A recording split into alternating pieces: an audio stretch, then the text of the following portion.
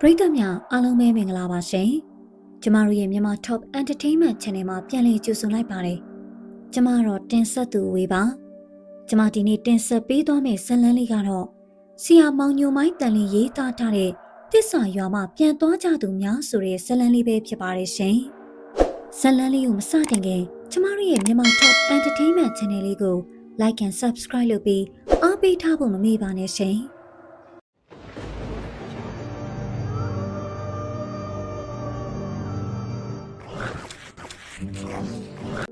ကျွန်ုပ်၏ဇနီးတဲ့နှုရွှေဝါကွယ်လွန်သွားပြီးနောက်ပိုင်းကျွန်ုပ်သည်အထီးကျန်ဆန်းလာစွာတယောက်တည်းနေခဲ့ရ၏နေစဉ်တတိယတိုင်းနှုရွှေဝါရဲ့တပ်ပုံကိုကြည့်ပြီးမျက်ရည်စို့ခြင်းအိမ်ဟာဝင်တိုင်းနှုရွှေဝါရဲ့ရှင်မတောင်တနခါရနံကိုအနီးကပ်ရှူနေရတယ်လို့ခံစားရသည်သူမမိမိအနီးအိမ်ဟာပေါ်မှာမရှိမှန်းသိပါတော့လေအတူရှိနေတယ်လို့ခံစားနေရသည်နှုရွှေဝါရှိစဉ်ကအတူသွားရောက်ခဲ့သည့်ဖျားစီပထိုးများကိုလည်းမျက်စိတွေမှာပြန်လဲမြင်အောင်မိနေချင်ရသူအလွမ်းသည်ရာသီနှင့်လွင်မျောပြန်လွင့်မသွားပဲရာသီရှင်းလီအလွမ်းရှင်းလီဖြစ်နေအခုဆိုနှုရွှေဝါကွယ်လွန်ခဲ့သည်မှာ2 နှစ်ရှိခဲ့ပြီအစာကနဦးတုန်းကတော့နှုရွှေဝါကိုကျွန်ုပ်မချစ်နိုင်ခဲ့အကြောင်းမူနှုရွှေဝါကျွန်ုပ်၏ငယ်ကျွမ်းချစ်သူမဟုတ်သူမကိုအစာကနဦးတုန်းကကျွန်ုပ်မမြင်ဘူးအမေမုံဆိုးမကြီးဟာဈေးမှာထဲဆိုင်ဖွင့်သည်ဒီမှာထဲပုံမှန်လာဝဲသည့်နှုရွှေဝါနှင့်အမေရင်းနှီးသွားခဲ့သည်အမေဆိုစကားရနှုရွှေဝါရင်ကြီးတိမ်မွေသည်စကားပြောချိုးသားသည်ပြီးအပြိုကြီးလည်းဖြစ်သည်ကျွန်ုပ်အမေကိုအမေဟုရင်းနှီးပြီးနောက်ပိုင်းခေါ်ခဲ့သည်တဲ့အချိန်ရလည်းအမေထဲဆိုင်မှာဝင်ရောက်ကူညီလောက်ကင်ပေးသည်ကြာတော့အမေကသူမကိုတမီးရှင်းလို့ချစ်သွားခဲ့သည်သူနှင့်လူပြိုကြီးဖြစ်သောကျွန်ုပ်နှင့်အမေကပေးစားရန်ကျွန်ုပ်ကိုပြောပြတိုင်ပင်သည်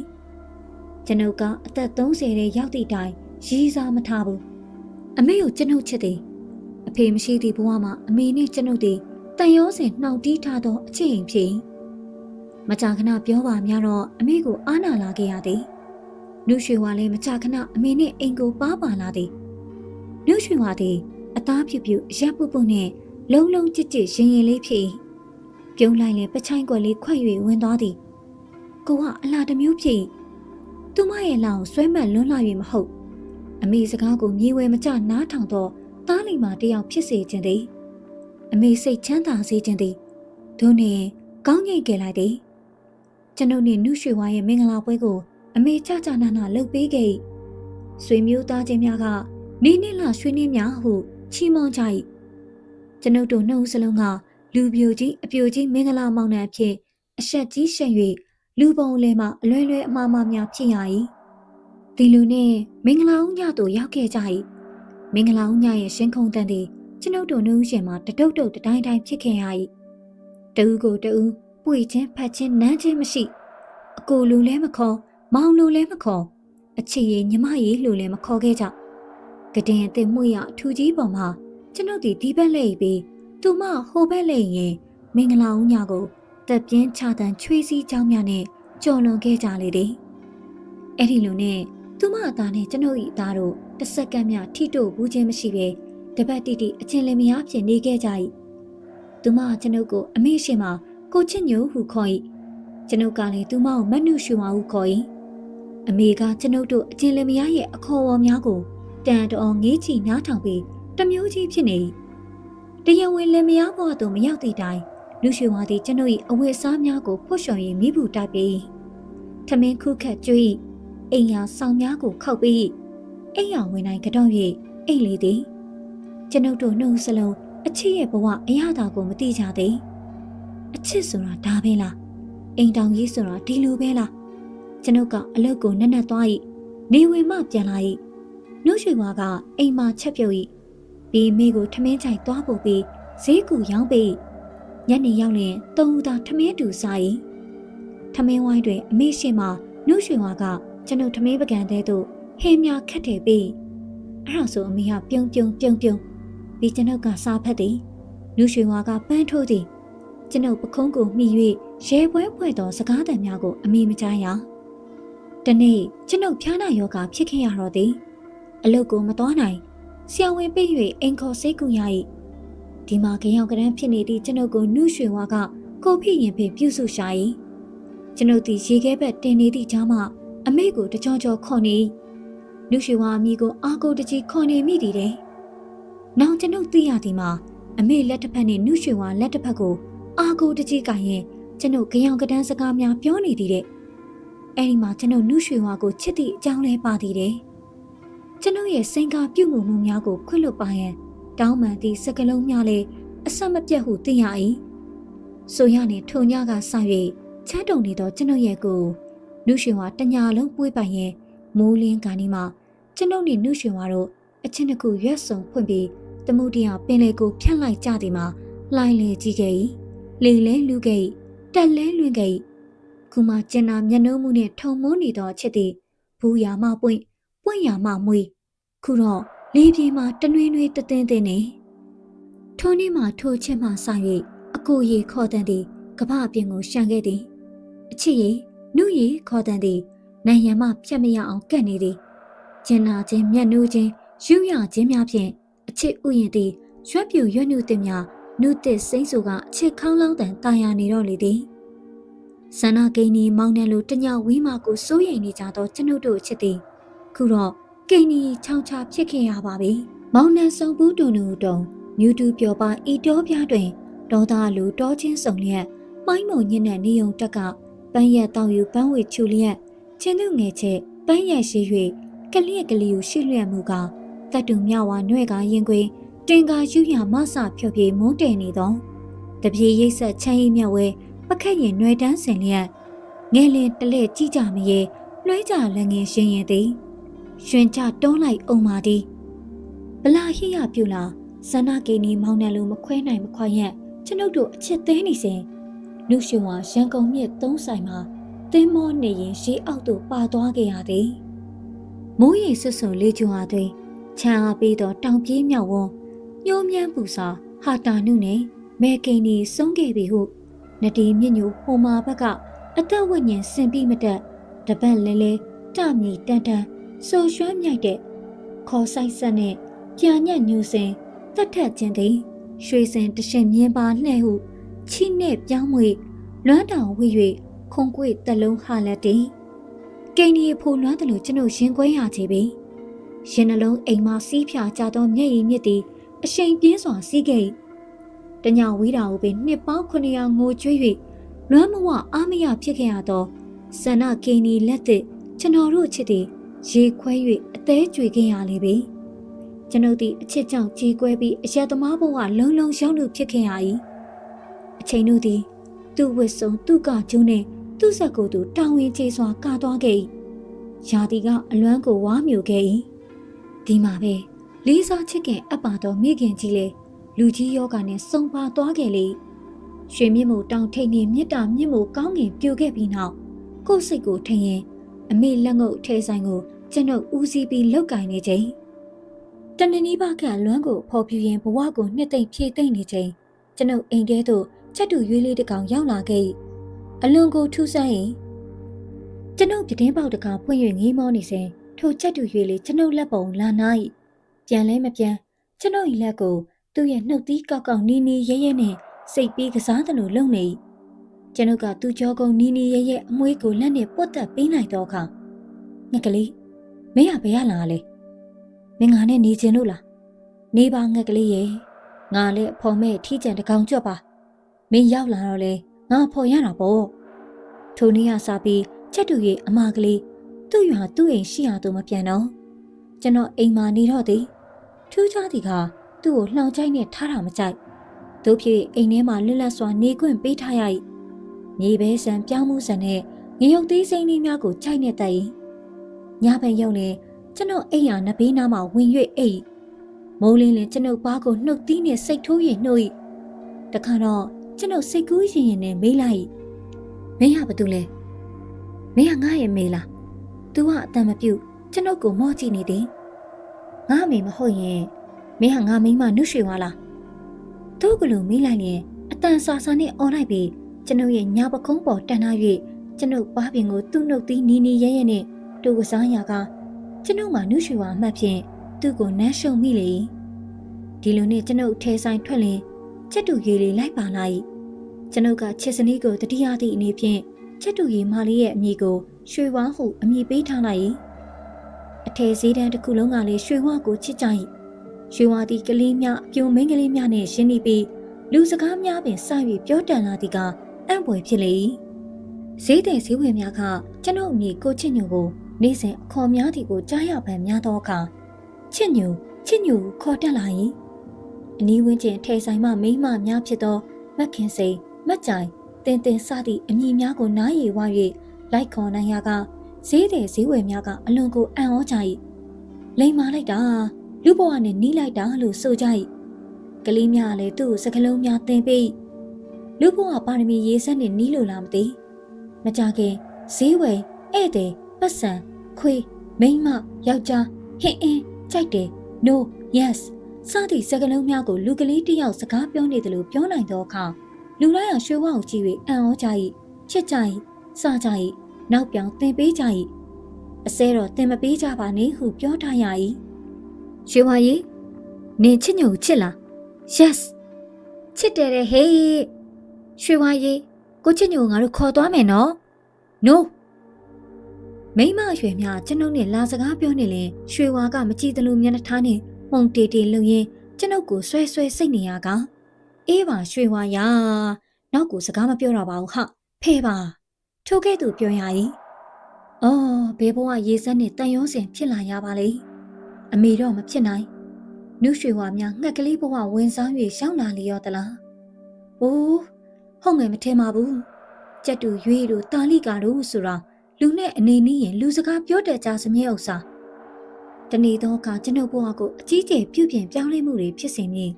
အချစ်တခုမျှတဆင်းအဖြစ်ရင်မာလာဆိုင်လေ၏သူမကိုမြင်ချင်းကျွန်ုပ်လွန်စွာအံ့ဩငေးမောရသည်သူမအမည်ကထားဤချိုတဲ့ကျွန်ုပ်ကသူမကိုထားဤချိုလို့မမြင်နှုတ်ရွှေဝါလိုပဲမြင်လိုက်သည်အချောင်းမူထားဤချိုသည်ကွယ်လွန်သူချစ်စနီးနှုတ်ရွှေဝါနှင့်တပုံစံနဲ့တူလွန်းသောကြောင့်တည်းမျက်လုံးမျက်ခုံးနှာတံပါးစပ်စပင်ပုံစံလက်ကြပုံကိုယ်လုံးပုံကြပုံအရံမောင်းကစားချွတ်ဆွတ်တူးနေနှုတ်ရွှေဝါကအသားဖြူပြီးထားဤချိုကတာညူစိမ့်စိမ့်လေးဖြစ်သူမကျွန်ုပ်ထဲဆိုင်မှထဲများလောင်ရင်ရင်းနှီးသွားခဲ့ကြခြင်းဖြစ်မြင်ရပံများသောအခါကျွန်ုပ်သူမကိုနှုတ်ရွှေဝါပြန်လဲမွေးပွားခြင်းမြင်ဖြင့်တန်ရုံးစင်ဖြစ်သွားခဲ့ရသည်တန်ရုံးစင်ရဲ့အချက်ပေါင်းဆက်သွားသောအခါကျွန်ုပ်နှင့်ထားဤချိုတို့ချစ်သူများဘဝရောက်သွားကြလေထားဤချိုကမုတ်ဆိုးမလေးဖြစ်သည်မျက်လုံးကစားတာလှသည်အတွေ့အထိကရှင်မိုးဖို့ကောင်းသည်အတွေ့အကြုံနဲ့သောကျွန်ုပ်လိုယောက်ျားတစ်ယောက်ရဲ့ကိလေသာကိုရှင်မိုးအောင်ဖန်ဆားရမှာစနကြိုးကဝီမလိုပညာဆုံးသည်ဆိုင်ပိတ်တီနေရကျွန်ုပ်နှင့်ထားဤချိုအိမ်မှာစကားပြောကြလင်ရွှေဝါကစူညံစွာအော်ဟစ်ပြီးမကြိမ်နဲ့တလူလှုပ်ပြ၏ကျွန်ုပ်နှင့်ထားဤချိုပူပူကက်ကက်နေသည်ကိုမြင်လေရွှေဝါကကျွန်ုပ်တင်ပေါင်းနှုတ်သီးနှင့်ဆွဲစိတ်၍ဖယ်ထုတ်ရ၏ကျွန်ုပ်ကိုအလူမကျသလိုတတိပေး၍မရသောအခါထားဤချိုရဲ့ကြိုးကုန်းကိုနှုတ်သီးနှင့်စိတ်ရကထားဤချိုလန့်၍အော်ရ၏သူနှင့်ရွှေဝါကိုလှောင်ချိုင်ထဲမှခဏထည့်ထားရတော့သည်ထိုအခါရွှေဝါကျွန်ုပ်ကိုအော်ဟစ်ပြောဆိုတော့၏ချစ်ညိုလူစိုးချစ်ညိုလူစိုးသွားတော့ကျွန်ုပ်ကိုချစ်ညိုလူစိုးဟုလှောင်ချိုင်ထဲမှအော်ပြော၏ဒီနောက်ထားဤချိုကိုကြည့်ပြီးသွားတော့ဟုနှင်လွတ်လေ၏ဒီလိုနဲ့ကျွန်ုပ်နဲ့ထားဤချိုတို့အချင်းလင်မယားဘဝသို့ရောက်ပြီးအတူနေလိုက်ကြတော့သည်ဒီလိုနဲ့ကျွန်ုပ်နဲ့ထားဤချိုတို့အချင်းလင်မယားဘဝကိုရောက်ပြီးအတူနေလိုက်ကြတော့သည်ထားဤချိုသည်အလားပါကိုအလွန်ချိုက်နေတတ်၏ကျွန်ုပ်ထဲဆိုင်မှအသေးစမ်းမှန်သမျှအကုန်ချုပ်၏စတေရှိုးလဲကြိုက်၏စတေရှိုးမကြိုက်တော့ကျွန်ုပ်သည်ထားဤချိုကြိုက်ခစ်ပေါ်ဆူတော်များ၏စတေရှိုးပွဲများကိုဈေးကြီးပေး၍လိုက်ပို့ပေးရသည်အစားတောက်ဆိုရင်လေထိတ်တန်းစားတောက်ဆိုင်ကြီးများမှာမှအကောင်ဆုံးအစားအစာများကိုစားလေရှိသည်ကျွန်ုပ်မကြိုက်တဲ့တက်ဒီကသူမမှာယောက်ျားလေးအတိမိတ်ဆွေပေါ်များခြင်းပဲဖြစ်သူမထက်ငယ်ရွယ်သူများသည့်အိမ်ကိုလာလေ၏သူမထက်ကြီးသူများလည်းလာလေလိရှိကျွန်ုပ်မျက်စီထဲမှာခစ်ပေါ်ကိုယိုကိုင်းရအဝတ်စားများနဲ့အိန္ဒိယမြာသော၎င်းလူငယ်အချို့နဲ့မျက်နှာအပုံးမကျိုးသောလူကြီးအချို့ကိုကြည့်မရထားဘာလဲကိုမင်းဧည့်သည်တွေကလူကြီးလူကောင်းတွေမှာဟုတ်ရလားကွာပတ်စံရှိသားသမီးတွေကိုပတ်စံရှိတာကိုအကိုပြောနေထင်ကြီးနေတာမဟုတ်ဘူးအိန္ဒိယတိတ်ခါမရှိပုံစံတွေကိုပြောနေတာမော်ရန်ခေရဲ့အလွှာဥစ္စာအကိုကလည်း ဒီလိုကနဲ့ကလေးကပျော်ပြီးကျွန်ုပ်ပါးပြင်ကိုနမ်းလိုက်ကကျွန်ုပ်၏အိတ်ခမ်းထဲသို့ဆွဲခေါ်သွားသဖြင့်ကျွန်ုပ်၏စိတ်ခံစားချက်များကိုသူမ၏ရှင်ခွင်းနှင့်မင်းကြီးအောင်လုပ်ခဲ့သည့်အချိန်မနည်းခင်တနေ့သောအခါထား၏ချိုကကျွန်ုပ်ကိုကိစ္စတစ်ခုပြော၏အကိုဘာလဲထားဟိုဓာတ်ပုံလေးကိုဖြုတ်ပြီးတင်ထားခြင်းနဲ့ဘယ်ဓာတ်ပုံလေးလဲအကိုရင်မိန်းမနဲ့ဓာတ်ပုံလေးဟိုးဘာလို့ဖြုတ်သိမ်းရမှာလဲထားအကိုမှလက်ဦးအိမ်တောင်ရှိတာထားတည်ပြီးသားဥစားပြီးနုရွှေကမင်းနဲ့လေရုပ်ချင်းတထင်ရတဲ့တူတာဥစားဟဲ့ဖြုတ်ပြစ်ခြင်းနဲ့ဘာဖြစ်လို့ဖြုတ်ပြစ်ခြင်းနေရတာလဲထားရဲ့ထားကြောက်လို့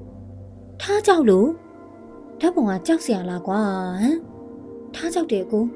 တခါကြာရင်ဓာတ်ပုံတွေကအခုမိမထားအောင်မကြည့်နဲ့တလို့စိုက်ကြည့်နေတယ်လို့ခံစားရတယ်ဟဲ့ဟိုငက်နာဘာအော်ရလဲထား ချိုကဒီလိုလဲပြောလိုက်ရောထုတ်တန်းပေါ်မှာနားနေတဲ့ရွှေဝါကအတန်ကွဲနဲ့အော်လိုက်ရထားချိုကရွှေဝါကိုမကြည့်နဲ့တလို့ကြည့်ပြီးဆယ်ရီတိုင်းထွာလိုက်လေမဖြစ်နိုင်တာထားရဲ့ဓာတ်ပုံကတတ်မဲ့ဥစားမင်းပြောတယ်လို့မျိုးဖြစ်နိုင်ပါမလားထားအဲ့ဒီလိုမျိုးကြုံရတာအချိန်မနည်းဘူးကိုပြီးထားနဲ့အကိုရဲ့အခန်းထဲမှာတနခါးနံနဲ့ရနေတယ်မင်းလိမ့်ထားလို့နေမှာပေါ့ကွာကျမကတနခါးကိုလုံးဝလိမ့်တာမဟုတ်ဘူးတသက်လုံးမိတ်ကပ်ပဲလိမ့်လာတာမင်းဆိုလို့ကျင်တာဘာလဲထားအကိုမိမမချွတ်မလို့ဘဝနဲ့များကျမရောက်နေတော့မချင်နဲ့လို့လာချောက်နေသလားမသိဘူးမဖြစ်နိုင်ပါဘူးကွာဓာတ်ပုံတွေကဖြုတ်ပြရမှာပဲကိုမလုံနဲ့ကွာအကိုကတေးသူကိုကျမထပ်ပို့ချစ်နေလို့လားတော်ပါကွာထားရကျွန်ုပ်ဒီသွားလေသူမဟုတ်တန်းတရားဆွဆွဲနေရဒေါသဖြစ်ပြီးဈေးဆိုင်ရှိရာသို့ထွက်လာခဲ့လိုက်သည်ညနေအိမ်ပြန်ရောက်သောအခါချစ်စနီးရဲ့မှန်ပေါင်သွင်းချိတ်ထားသောဓာတ်ပုံကြီး၅ပုံကြာကွဲနေသည်ကိုမြင်လိုက်ရပြီးကျွန်ုပ်လွန်စွာဒေါသဖြင့်ပောက်ကွဲခဲ့ရလေသည်ထားဒါဘလို့ဖြစ်ပြီးကွဲရတာလဲဟိုတတ္တဝါလုံးလို့ထိုင်းချူဟာအင်ကြီးကိုဆွဲဆန်ရင်းမှကျက်တူရေးမှလေးရွှေဝါကိုလက်ညှိုးထိုးပြလိုက်သည်ကျက်တူရေးမှလေးရွှေဝါကသူမကိုစိုက်ကြည့်နေဘလို့အကိုမွေးထားတဲ့တရိတ်ဆန်အရိုင်းကောင်ပါလေအိမ်ထဲမှာအငိမ့်မနေပဲဟိုပြန်ဒီနားလောက်ရနေအဲ့ဒီဓာတ်ပုံတွေကိုတိုက်မိပြီးကြာကွဲကုန်တာကျွန်ုပ်မိမလို့သူရဲ့မျက်နှာကိုတလဲရွှေဝါရဲ့မျက်နှာကိုတလဲစိုက်ကြည့်လိုက်သည်ထိုင်းချူဟာမျက်နှာထားတင်းနဲ့အရင်မစိုက်တယ်လို့လုံနေရွှေဝါဒါနေမင်းလုံးလို့ကွဲတာလားဟဲ့ရွှေဝါသည်လူနဲ့အနေကြ၍လူစကားတော်တော်များများကိုပြောဆိုနားလည်နေသည်ရွှေဝါရဲ့ယူသားမှုလိမ္မာမှုကိုကျွန်ုပ်သိသည်ခုလဲဟဲ့ဟိုကောင်းလေးခါပြီးပြောရင်ထိုင်းချိုမျက်နှာကိုပဲအမုန်းမျက်လုံးစုံနဲ့စိုက်ကြည့်နေသည်ဓာတ်ပုံမှန်ပေါင်နဲ့မှန်များကကင်ပေါက်ထုချေခံထားရတယ်လို့ဖြစ်ပြီးဓာတ်ပုံစက်ကူများပါပြန်ပြင်မရအောင်စုပ်ပြဲနေသည်ဒါတရိတ်ဆန်တကောင်ရဲ့လက်ချက်မဟုတ်မှန်းရှိမိပါသည်ဆက်ပြောပြိုင်ပြောစစ်မေးနေရင်ရမ်းဖြစ်ရယုံမှတပါပြန်ကောင်းလာနိုင်စရာလည်းမရှိကျွန်ုပ်နှမျောတတစိတ်မကောင်းစွာဖြင့်ဓာတ်ပုံမြောင်ရနိုင်သမျှဆုတ်ဆက်ပြီးအန်ဆွဲတဲ့သူထဲ့သိမ်းထားလိုက်သည်အကိုဘာလဲအကိုချက်တူယူအိမ်မှာမထားပါနဲ့ကိုလာပြန်ပြီလားနောက်တစ်မျိုးနေပါဦးထားဒီတပ်ပေါ်နေကမင်းကိုဘာလုပ်လို့လဲရွှေဝါရောမင်းကိုဘလို့နောက်ဆက်ပေးနေလို့လဲပြောပါဦးရွှေဝါလိုလူစကားနားလေတဲ့ငှက်တရိတ်ဆန်မျိုးရဖို့လွယ်သလားထားပြောစမ်းပါကွာအကွာကျမပြောရင်မယုံအကိုမိမရဲ့ဓာတ်ပုံတွေကတစီလိုပဲကျမကိုနေ့စဉ်ခြောက်လန့်နေတာညဘက်ရောက်ရင်အိမ်မက်ထဲမှာဓာတ်ပုံတွေကအကိုမိမကျမကိုနှင်ထုတ်နေတယ်ကျမအိတ်လို့မရဘူးထိပ်ပင်မရှိဘူးကွာအဲ့ဒီချက်တူတွေကကျမဧည့်သည်လာရင်အတင်ဝင်ထိုးစိတ်ကုတ်ချစ်တယ်အကိုတို့တခြားနေရာပို့ရင်ပို့မပို့ရင်ကျမသီးမခံနိုင်ဘူးဒါပဲသူမသည်သူမဆန္ဒများကိုအားရအောင်ပြောပြီးနောက်ပတ်စံကိုဂျိုင်းကြားညက်ပြီးအပြင်သို့ထွက်သွားလေတော့သည်တချန်နီးနာချင်းအတီတူပြည့်သူရဲ့မျက်မြင်ပြောစကားကိုကျွန်ုပ်ကြားလိုက်ရလေသည်ကျွန်ုပ်ဈေးဆိုင်ရောက်နေရင်အိမ်တို့ယောက်ျားလေးဧည့်သည်များလာလိရှိသည်ဟုသိရ၏ထိုကရွှေဝါကတွားဟုနှင်လိရှိပြီး၎င်းတို့များကိုထိုးစိတ်ကြသည်ဟုကြားရ၏နောက်ဆုံးယောက်ျားဧည့်သည်များနှင့်ထိုက်ချိုတို့ကချက်တူရဲ့ရွှေဝါကိုဂဲလုံးများတုံများနှင့်ပြစ်ပေါက်၍ရွှေဝါဟိုတရက်ပင်အဖျားမှာပုံနာနေပြီးကျွန်ုပ်ညီချစ်ညိုရဲ့ဟုအော်နေကြောင်းကြားရ၏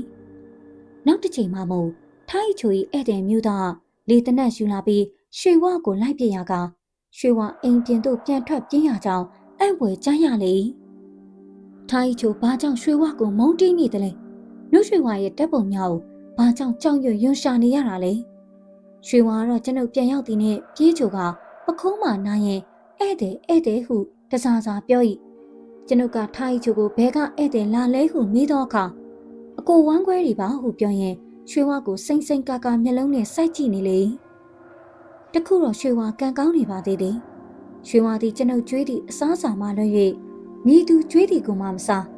ကျွန်ုပ်ကသူ့ကိုအိမ်မှာထားခဲ့ရသည်ကိုစိတ်မချ၍ဆိုင်တို့ခေါ်လင်မလိုက်ဖဲညှင်းဆန်ပြီးအင်းရှိတရက်ပင်မှနားနေ၏သူ့စာသူ့ရှာစား၏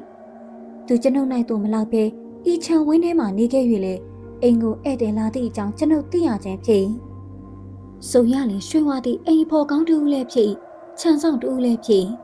ကျွန်ုပ်ပေါ်ထောင်စင်သစ္စာစောင့်တည်သောလူစကားလူတဘာဝနားလေသည့်ပါရမီထူးတရိတ်ဆန်တကောင်ဖြစ်လေ၏တခါကျွန်ုပ်စဉ်းစားကြည့်သည်ကျွန်တော်မိခင်ကြီးများဝင်စားနေရောသလားဒါမှမဟုတ်ကျွန်ုပ်စနီနုရွှေဝါများဝင်စားနေရောသလားဒီလိုမှမဟုတ်ရင်ဟိုဘဝဟောင်းကကျွန်ုပ်နဲ့အဆွေမျိုးတော်ဆက်ဖူးသူများကံအကြောင်းမလှစွာဖြင့်ကျွန်ုပ်ထံဝင်ရောက်နားခိုပြီးကျွန်ုပ်ကိုတက်ဆန်းသမျှနှစ်သိမ့်ဆောင်ရှောက်နေရောသလားမကြခင်ကျွန်ုပ်နားသို့တည်င်းစကားများရောက်ရှိလာခဲ့၏ထိုင်းကျိုရုပ်ရှင်ရုံမှာလူတစ်ယောက်နဲ့ရုပ်ရှင်အတူတွဲကြည့်နေသည့်တည်င်းစားတောက်ဆိုင်ကြီးတစ်ဆိုင်မှာပြုံးရရင်နဲ့စားတောက်ခွန်ကျွေးယူရနေကြသည့်တည်င်းထိုမျိုးသားသည်ကျွန်ုပ်မရှိချိန်မှာကျွန်ုပ်၏သူမကြာခဏလာလိရှိပြီးအချိန်တန်ကြာမှပြန်လိရှိသည့်တည်ဤတည်င်းစကားများသည်ကျွန်ုပ်ကိုလိုလား၍ပြောသည်လည်းဖြစ်နိုင်၏ဒါမှမဟုတ်ထိုင်းချိုကြီးပွားတင့်တယ်နေသည်ကိုမနာလိုမရှုစိတ်၍လာရောက်ချွတ်တွန်းကြသည်လည်းဖြစ်နိုင်၏သို့တော့ဤစကားများသည်တစ်ချိန်လည်းမဟုတ်နှစ်ချိန်လည်းမဟုတ်သုံးလေးချိန်လည်းမကအချိန်ပေါင်းများစွာရှိလာသောအခါကျွန်ုပ်ရင်ခုန်စပြုလာ၏နှလုံးအိမ်သည်နာကျင်ဆူရှာလာ၏သူနှင့်ထိုင်းချို၏အကဲကိုခတ်နေလိုက်၏ထိုင်းချိုကလုံးဝအိမ်ဒီမပြတ်ကျွန်ုပ်ကိုယ်တိုင်လည်းရမတ်အတွေ့အထိနှင့်ကျင်းနဲ့နှစ်သိမ့်အိပ်ပျော်အောင်ပြူစားခဲ့လေအစိတ်တက်တမ်းများဘလောင်စုလှိုင်းထနေကျွန်ုပ်ဘာလို့ရမည်နည်းဝင်ဖမ်းပြီးတက်ဆိုင်ရာကိုအပ်လိုက်ရမည်လားဒါဆိုကြော်မကောင်းကြားမကောင်းနဲ့နာမည်ပြည့်ရအောင်မည်မလောက်သားလောက်ဝင်ရမည်လားဒါမှမဟုတ်ကျင်းထန်စွာအတိပေးပြီးနှင်လွတ်ရမည်လားရှက်စရာကောင်းလာသည်ကျွန်ုပ်ပူ၍တေးကြစီရန်တကားကိုအသာလေးဟ၍ကြည့်လိုက်သည်ရှက်စရာကောင်းလုံး၍မျက်စိကိုဇုံမိတ်ပြီးအံကိုကြိတ်ထားလိုက်သည်မျက်စိဖွင့်လိုက်တော့မျက်ရည်ဦးများပါးပြင်ပေါက်သို့စီးလိမ်ကျလာပြီးလက်ရောချေပါတုံးနေသည်ကျွန်ုပ်လူသိရှင်ကြားမဖြစ်ချင်ပါတို့နဲ့မလွယ်ပေါက်မှအသာရှူ၍ပြန်ထွက်ခဲ့လာပြီးတကားပြင်ကိုပြန်ပိတ်လိုက်သည်ပြီးအိမ်ရှိတကားမှကြော်၍ဈေးရှိရာသို့ပြန်သွားခဲ့လိုက်သည်ဒီမှာကျွန်ုပ်ရဲ့လက်ကင်ပေါ်ကြကြံရစ်ခဲ့သည်ကိုမျက်နှာချွေးတုပ်ရန်ပြင်လိုက်မှသိလိုက်ရသည်ဘယ်နားမှများကြကြံရစ်ခဲ့ပါလဲခြံဝင်းထဲမှာလားအိမ်ထဲမှာလားလမ်းမှာလားစဉ်းစားလို့မရထိုနေ့ညမှစ၍အရက်ကိုလုံးဝမတောက်တော့ကျွန်ုပ်ရင်နာလုံး၍အရက်ကိုအမူးတောက်လာခဲ့လိုက်သည်ထိုင်းချိုအံ့ဩနေအကိုဘာဖြစ်လို့အရက်တောက်လာလဲကျွန်ုပ်ဘာမှပြတ်မဖြေမူးရင်နေသည်သူမရဲ့မျက်နှာနဲ့ကိုယ်လုံးသည်ကျွန်ုပ်မျက်စိရှိမှဓာတ်တဂီဒီခေါင်းဆယ်လုံးလိုကိုပွားများနဲ့ပြန်ကျဲနေသည်မာယာပရိရဲ့ကျွဲဝလာသောသူမရဲ့နှကန်းမျက်လုံးမျက်နှာကိုကြည့်ပြီးယွန်ရှာဆက်ဆုပ်လာသည်ကျွန်ုပ်ခါကြမှမောင်းပြန်ဓာတ်ကိုထုတ်လိုက်ပြီးခလုတ်ကိုနှိပ်လိုက်သည်ဖြောင်းကနေအတန်နဲ့6လက်မခန့်ဓာတ်သွားဆန့်ထွက်လာ၏ထားကြီးချိုကြောက်လန့်ပြီးနောက်ကိုဆုပ်လိုက်သည်ကိုင်းဟာဓာတ်သွားစပွဲပေါ်မှာစိုက်သွားလေသည်ကျွန်ုပ်လည်းမူးရည်ရှိဝေးပြီးထိုးအန်လဲကျသွားခဲ့သည်ကျွန်ုပ်အိမ်ယာမှနိုးလာသောအခါအနီးမှာထားကြီးချိုမရှိတာတခုပဲဖြစ်သည်ကျွန်ုပ်ကိုင်းနေကြလက်ကင်ပေါ်ကအဖြူလေးကျွန်ုပ်ခေါင်းပေါ်မှာဘယ်နဲ့လုပ်ပြီးဒီလက်ကင်ပေါ်ကဒီနေရာရှောင်းနေပါလေထိုနေ့ဟာစ၍ကျွန်ုပ်အထဲဆိုင်ကိုပိတ်ထားလိုက်ပြီးအရက်ကိုနေစဉ်ညစဉ်တောက်သည်ပြီးထားကြီးချို၏မျက်နှာကိုကြည့်၍တဟာဟာရီးပြက်လိုက်သည်ထားကြီးချိုကျွန်ုပ်ကိုကြည့်ပြီးလန့်နေသည်ကိုဘာဖြစ်လို့လဲကျွန်ုပ်သူမကိုလုံးဝစကားမပြောပါတဟာဟာအော်ဟစ်ရီးမောလိုက်ပြီးမောင်းချတာနဲ့စပွဲကုံကိုပဲအချိန်များစွာထိုးနေမိသည်ကျွန်ုပ်၏အပြုမှုကိုကြည့်ပြီးထားကြီးချိုလွန်စွာတုန်လှုပ်နေကျွန်ုပ်နီးတို့သူမကက်မလာရဲ့ကျွန်ုပ်ကကျွန်းစပွဲပေါ်မှာမူးမူးနဲ့မြေပြူကန်ပြီးစာချောင်းများရေးချလိုက်သည်ရင်နာတယ်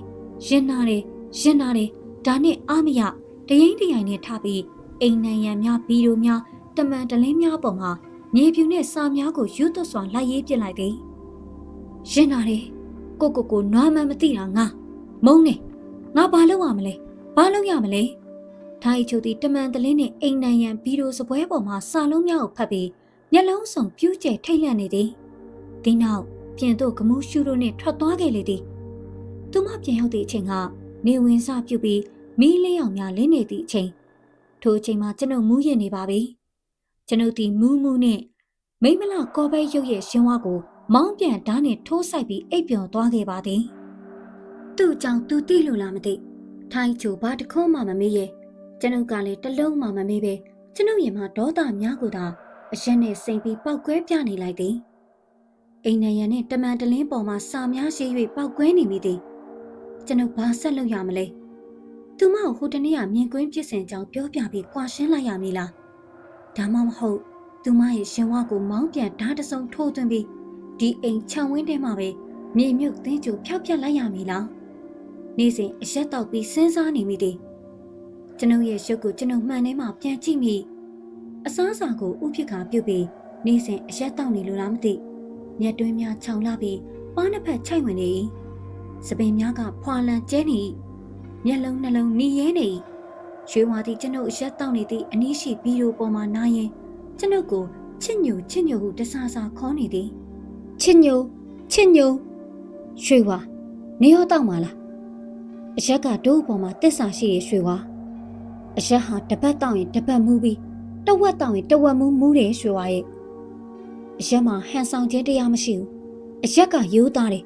တောက်တလောက်မူးတယ်မတောက်ရင်မမူးလေးငါးရက်ခန့်ကြာတော့ထိုင်းချိုစတိုင်တစ်မျိုးပြောင်းလာသည်အရက်ကိုကိုယ်တိုင်ငှဲ့ပေးသည်အမီးကိုလှုပ်ပေးသည်ဒါနဲ့တူဆရာဝန်တူကိုခေါ်လာပြီးကျွန်ုပ်၏အခြေအနေကိုပြသသည်အရက်တီကိုစိတ်မထိန်နိုင်အောင်တောက်နေရဆရာညဘက်လည်းမအိပ်ဘူးပေါက်ခရစကားတွေတညာလုံးပြောနေတယ်စိတ်ဖောက်သွားလားယင်ဆရာဝန်ကကျွန်ုပ်ကိုချုံမော့၍မေးမြန်း၏ကိုချင်းညိုဘာဖြစ်လို့ရက်ကိုအလွန်ကျွံတောက်ရတာလဲရင်နာလို့ဗျာဘာကြောင့်ရင်နာရတာလဲဗျာရင်နာလွန်းလို့ပါအရက်ကိုမတောက်ပါနဲ့တော့ကိုချင်းညိုခမရဲ့ပုံပန်းတရံကစိတ်မထိန်နိုင်တယ်လို့ဖြစ်နေပြီကျွန်ုပ်ကဆရာဝန်ရဲ့အစမ်းသက်ကိုမခံခဲ့ပါဆရာဝန်မေးသမျှကိုလည်းပြန်မဖြေခဲ့ပါ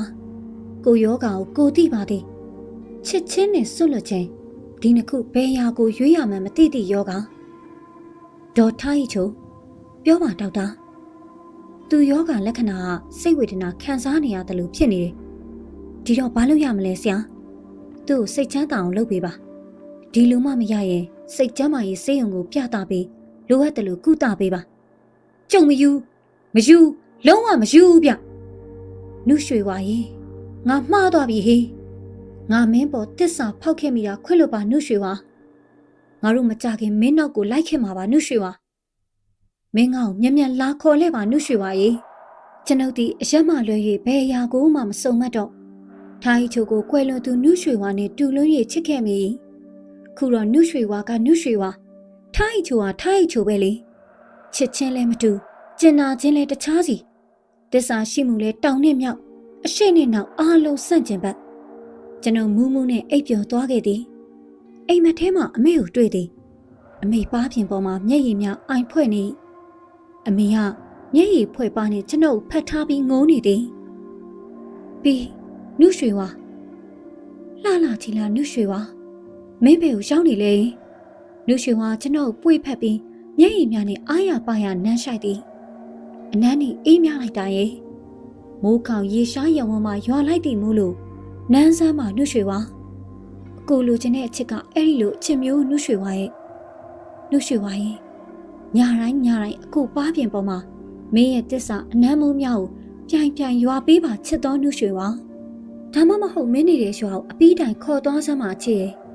ရှိတ်ခါမလို့ရွှေမလို့ငွေမလို့အဝတ်စားမလို့မင်းရဲ့အချစ်နဲ့အကျဉ်းတော်ကိုရနေငါမင်းတို့ရွာမှာအသက်ရှင်နေမှာပါငါ့ကိုမြန်ခေါ်ပါနော်နုရွှေဝါအကိုခုချက်ချင်းခေါ်သွားပါလားနုရွှေဝါခေါ်မလားယင်ခေါ်မလားလိုက်မအကိုချက်ချင်းလိုက်မအိုးဘသူမှနှုတ်မဆက်ဘူးလိုက်ခဲ့မယ်နုရွှေဝါနောက်ဆုံးကျွန်တော်ရဲ့တောင်းပန်ချက်ကိုမလွန်ဆန်နိုင်သည့်အဆုံးကျွန်ုပ်လက်ကိုဆွဲ၍ခေါ်သွားခဲ့သည်မြင်များကိုဖျက်ချော်သွားသည်တောအုံများကိုတိုးဝင်သွားကြသည် ဇေဒီပထိုးများစုဝေးရာကိုရောက်ခဲ့ရသည်ဒီနောက်တောင်တန်းများပေါ်သို့တက်ခဲ့ကြသည်ဒီမှာကျွန်ုပ်ခြေချော်၍တောင်ကမ်းပါးပေါ်မှပြုတ်ကျသွားခဲ့သည်နုရွှေဝါရဲ့အမိကိုစိုးရိမ်ထိတ်လန့်စွာအော်ခေါ်လိုက်သည်ချစ်ညိုကျွန်ုပ်လမ်းနိုးချိန်မှာချစ်တူရီမလေးရွှေဝါတန်းပေါ်မှနေပြီးတကြောကြောအော်ခေါ်နေသည်ကျွန်ုပ်လူးလွန်ပြီးထလိုက်ကစပွဲပေါ်မှာထိုင်းကျိုအတင်ငယ်ပေးထားသောအရက်ခွက်ရှိရာသို့လက်ကိုကမ်းလိုက်၏ရွှေဝါစူးစူးဝါးဝါအတန်နှင့်ပင်အော်ဟစ်နေသည်ကျွန်ုပ်ရွှေဝါကိုဂယုမဆိုင်နိုင်လှိုင်မောနေသောရှင်ကိုငြိမ်သွားစေရန်အတွက်အရက်ခွက်လှမ်းကင်မလို့လှုပ်လိုက်ချိန်ကြည်စမ်းရွှေဝါရဲ့ကန်ကန်ဤအရက်ဖန်ခွက်ကိုသူ့ချင်နဲ့ကန်ချလိုက်ရာအရက်ရောဖန်ခွက်ရောကွဲကြေပြန့်ကျဖိတ်ဆင်သွားတော့သည်ကျွန်ုပ်လွန်ဒေါသများပေါက်ကွဲသွားခဲ့ရွှေဝါသည်ပါဇက်မှတကိကိတကူးကူးအော်ရင်ကျွန်ုပ်လက်ကိုနှုတ်သီးနှင့်စိတ်လိုက်သည်အရက်ငတ်မနေသည့်ကျွန်ုပ်ဒေါသကိုမထိန်နိုင်ပဲရွှေဝါကိုလက်ပြန်ရိုက်ပစ်လိုက်သည်ရွှေဝါကြီးကနေအော်ပြီးလက်ဆွင်သွားလေသည်ချစ်ညိုတိဟငှက်ဆုံငှက်နာရွှေဝါကျွန်ုပ်ရဲ့အမိကိုအော်ရင်ပြန်လိုက်သည်ကျွန်ုပ်စိတ်ကိုမထိန်နိုင်ပလင်းတစ်လုံးနဲ့ကောက်ပြလိုက်သည်ရွှေဝါရှောင်ရင်အော်လိုက်ပြန်သည်ပလင်းကွဲတံကိုကြားမြင်လိုက်ရ၏နေ့ကြောင်ကရက်မတော့ရတော့တိဟကျွန်ုပ်တွေးကြရပစ္စည်းများနဲ့ကောက်ပစ်သည်အခန်းတစ်ခုလုံးပလင်းကွဲဖန်ခွက်ကွဲများစအုံများရေတကောင်းကွဲများနဲ့ဝါစာကျဲနေသည်ကျွန်ုပ်လည်းဒေါသနဲ့မောနေပြီထိုင်းချုံလည်းဘဲသွားမှမသိအရက်လဲကုန်းနေပြီနောက်ဆုံးကျွန်ုပ်သည်ထိတ်လန့်တကြားအော်ဟစ်ပြန်တန်းနေသည့်ရှင်ဝါကိုမောင်းပြန်တားနဲ့ပေါက်တက်ပြင်းရန်လက်ကိုမြှောက်၍ပြစ်လိုက်သည်ဓမြောင်းရွှေဝါကိုမထီပဲတစ်သားတိုင်မှသွားဆိုင်နေသည်ကျက်တူရွေးမှလေးရွှေဝါသည်ရက်ဆက်ကြမ်းကြုတ်ခတ်ထန်နေသောကျွန်ုပ်ကိုကြည့်ရင်အံ့ဩနေသည်၎င်းနောက်သူသည်ဒေါသမျက်လုံးများနဲ့အခဲမကြေဖြစ်နေသည့်ကျွန်ုပ်ကိုတစ်ချက်စိုက်ကြည့်ပြီးကြံကျဲနေသောအရက်များရှိရာသို့လွှာကနေခုန်ဆင်းလိုက်ကအရက်ရည်များကိုသူ့နှုတ်သီးရှာနဲ့ရိုက်၍မြူချလိုက်သည်ကြည့်နေစဲမှာပင်ကျက်တူရွေးမှလေးရွှေဝါအတောင်တစ်ဖြက်ဖြက်ခတ်ကအရက်အိုင်ထဲမှအကြောများဆွဲရင်မျက်လုံးပြူလဲလိမ်၍အသက်ပြောက်သွားခဲ့သောအခါရွှေဝါကြီးကျွန်ုပ်စိုးရိမ်အံ့ဩကြီးစွာဖြင့်ရွှေဝါကိုကောက်ယူပွင့်လိုက်သည်ရွှေဝါလုံးဝမလှုပ်တော့ပါကျွန်ုပ်မြည်တို့ပင်တကြောကြောအော်ခေါ်ပါတော့လေကျွန်ုပ်ရဲ့ကာလအတန်ကြာချစ်ခင်ရင်းနှီးစွာတူနေခဲ့သောလူစကားနားလေလူရိတ်သုံးပါးနားလေလာတော့ချက်တူ၍အလိမ်မာလေးသည်ဇက်ကျိုး၍ပျော့ခွေသွားပါပြီသူဘာကြောင့်ဒီရက်ကိုရှာနေထိုံများဖြင့်ချက်ချင်းသေဆုံးသွားတာလေကျွန်ုပ်ဝမ်းနေကြီးစွာစဉ်းစားပြီးဒီမှာတမန်တလင်းပေါ်မှာရံများအောင်မတင်ကားသလိုဖြစ်သွားခဲ့ရသည်တို့နဲ့အရက်ချုပ်ကိုစတီးစွန်းနဲ့ခတ်၍ပလင်းလေးတစ်လုံးမှာထည့်လိုက်ပြီးတငယ်ချင်းဆေးမှုအလုံးလုံးရဆေးရုံသို့အမြန်ပြေးလာခဲ့သည်ရောက်သည်နှင့်ဖြစ်စဉ်ကိုပြောပြပြီးတင်ကားမကင်းဖြစ်နေသောအရက်ကိုဓာတ်ခွဲစစ်ဆေးစေလိုက်သည်အချိန်တန်ကြာသွား၏အရက်ရောရွှေဝါရောကိုတငယ်ချင်းဆေးမှုကဓာတ်ခွဲဌာနသို့ယူသွားပြီးစနစ်တကျစမ်းသပ်စစ်ဆေးပြီးနောက်ကျွန်ုပ်ရှိရာသို့ပြန်လာခဲ့လိုက်သည်ချစ်ညိုဘာထူးခြားလဲတငယ်ချင်းအရက်ထဲမှာဘာပါတယ်လဲအစိတ်ဘာအလွန်ပြင်းတဲ့ဆိုင်ရ၌အစိတ်ဖျားကြီးကျွန်ုပ်ဦးကောင်းတစ်ခုလုံးတုန်ခါပြီးပုတ်လောက်ကြီးသွားတယ်လို့ခံစားရကစပင်မွေးများထောင်၍ထသွားလေသည်ဒါဘသူလက်ချက်လဲချစ်ညိုမသိဘူးမင်းဘာသာမင်းထဲ့သလားဟဲ့ငါမထဲ့ဘူးဒါဆိုရဲစကန်ကိုအကြောင်းကြားလိုက်တငယ်ချင်းဒါမင်းကိုအသေးလောက်ကြံတာကျွန်ုပ်သဘောပေါက်လိုက်ပါပြီဒါဘသူလက်ချက်ဖြစ်မလဲရှင်းနေပါပြီဒီအိမ်မှာကျွန်ုပ်ရဲ့ထားရီချိုရဲ့ရွှေဝါရဲ့သုံးဦးပဲရှိသည်တရိษံရွှေဝါကရက်ခွက်တဲ့အစိတ်ကိုထဲ့မတယ်လားကျွန်ုပ်ကရောဒီစိတ်ကိုဘယ်ကရခဲ့လို့လဲဒါဆိုဒီစိတ်ကိုတုံးပြီးကျွန်ုပ်ကိုတေချောင်းကြံစီသူသည်သူအတော့ကိုပညာပါလာသည်ကျွန်ုပ်ကိုယူနေသည်ဟုဆရာဝန်ကိုခေါ်ပြသည်ဆေးရုံကိုကျွန်ုပ်ကမလိုက်ဒီမှာကိုဘာသာကိုစိတ်ညစ်ပြီးအရက်ထဲအစိတ်ခတ်တောင်း၍တေချောင်းကြံတယ်လို့မျိုးအချက်ပိုင်ပိုင်စီစဉ်လိုက်ခဲ့သည်ကိုကန်ဆိုးကျွန်တော်ကိုသိန်ကိန်းတန်ကိုရွှေဝါတစားကန်ဝင်သွားခဲ့သည်ရွှေဝါတောင်ဘလို့သိခဲ့တယ်လဲသူမြင်များမြင်ခဲ့ရောသလားဒါမှမဟုတ်ဂမ်ဘီယာငှက်တကောင်ရဲ့အာယုံစမ်းကျဲအတိကြောင်လားကျွန်ုပ်ချက်ချင်းအိမ်သို့ပြန်လာခဲ့သည်အိမ်သို့ရောက်သောအခါဗီဒီယိုတော်များပွင့်နေငွေနဲ့ရွှေတဲ့အချို့မရှိတော့ထားရီချိုရဲ့အဝတ်စားနဲ့တရေတစ်တာလည်းမရှိတော့ ကျွန်ုပ်ထိုင်းချိုသွားနိုင်သည့်နေရာများကိုကားငှား၍လိုက်ရှာမေးမြန်းစုံစမ်းခဲ့သည်တစ်ရက်နှစ်ရက်သုံးရက်တစ်ပတ်တစ်လအချိန်တွေသာကုန်ဆုံးသွားသည်ထိုင်းချိုအိမ်ကိုပြန်မလာတော့ဘယ်ရက်ကိုရောက်နေသည်လဲစုံစမ်း၍မရခုတော့သူတို့တစ္ဆာရွာမှာထွက်သွားကြပြီကျွန်ုပ်ချစ်ခင်ရသောကြက်တူရွေးမှလေးရွှေဝါတစ္ဆာရှိစွာဖြင့်သူ့အသက်နှင့်ရင်း၍ကျွန်ုပ်အသက်ကိုကယ်ရင်အချစ်ရွာတစ္ဆာရွာမှစိတ်နေမြင့်မြတ်စွာထွက်သွားခဲ့လေသည်ထိုင်းချိုကတော့သူ့เจ้าသူသိပြီးတစ္ဆာမဲ့သူတို့တွားရလမ်းအတိုင်းဘယ်ငရဲတော့တနာရာကတော့ပြေးပြီလဲမသိအပီးတိုင်ပြန်မလာကြတော့ကျွန်ုပ်ကမငယ်ချစ်နှူးရွှေဝါအထင်နဲ့အမိုက်မောက်ချစ်ခဲ့မိတော့တစ္ဆာပြန်နှလုံးသားနဲ့အလွမ်းများနောင်တာများကိုပွေ့ပိုင်ရင်အထီးကျန်ဘဝနဲ့နေဝင်ချိန်ကိုစောင့်နေလျံရွှေဝါရင်မင်းကကျေးဇူးတင်ပါတယ်ကလေးရဲ့မင်းဟာငါ့ချစ်ဆုံးဇနီးနှုတ်ရွှေဝါလားဒါမှမဟုတ်ငါရဲ့ကျေးဇူးရှင်အမေလားငါ့ကိုခွင့်လွှတ်ပါငါမျက်ရည်နဲ့အားလုံးကိုတောင်းပန်လိုက်ပါရဲ့ရွှေဝါရဲ့ဟုတ်ကဲ့ပါရှင်ကျမဒီနေ့တင်ဆက်ပေးသွားခဲ့တဲ့ဇာတ်လမ်းလေးကတော့ဆရာမောင်မိုင်းညိုတန်လင်းရေးသားထားတဲ့တစ္ဆာရွာမှာပြန်သွားကြသူများဆိုတဲ့ဇာတ်လမ်းလေးပဲဖြစ်ပါတယ်နောက်နေ့မှလည်းအခုလိုမျိုးစိတ်ဝင်စားဖို့ကောင်းတဲ့ဇာတ်လမ်းကောင်းများစွာကိုတင်ဆက်ပေးသွားအောင်မှာဖြစ်တဲ့အတွက်ကျမတို့ရဲ့မြန်မာ Top Entertainment Channel လေးကို Like and Subscribe လုပ်ပြီးအားပေးထားဖို့မမေ့ပါနဲ့ရှင်။နောက်စဉ်အားပေးခဲ့ကြတဲ့တယောက်ချင်းစီတိုင်းကိုကျေးဇူးထူးပဲတင်ရှိပါတယ်။နောက်နေ့ဗီဒီယိုလေးတွေမှာပြန်လည်ဆုံတွေ့ကြပါစို့လားရှင်။